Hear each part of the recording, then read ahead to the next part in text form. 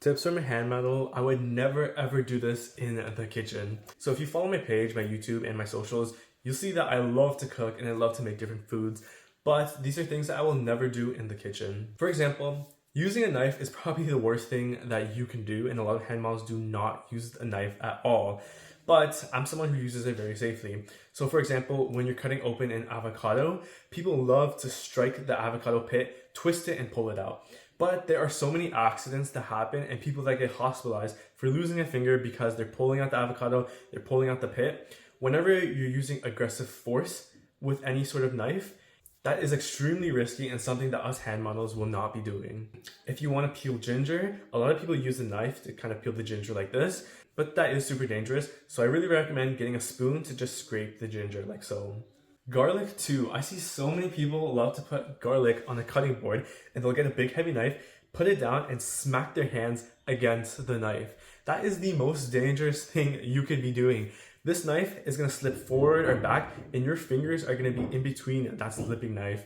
So do not, absolutely, please do not do that even if you're not a hand model. Just it's super dangerous and I don't want you to get cut. Another thing that is quite interesting, but a lot of the groceries come in these sharp plastic containers, these boxes, but when you actually open them, you tear them open, the plastic is so thin and sharp and new that it actually cuts your skin a lot. I've seen so many people get cut because they opened it too fast and then like ripped open and their hands cut. It cuts people so easily, so please be careful when you're using those. And if you're using a knife, also remember not to put too much force. A lot of people are always chopping down on the knife, but the best way to use a knife is use it in a slicing motion where you're moving forward along the board, so you're actually slicing into the food.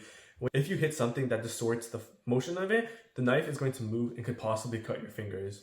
Cans is also a really good thing because a lot of times people will use their fingers to pick up the can lid, but that can lid is super sharp. Think about it. You just cut a new piece of metal from it.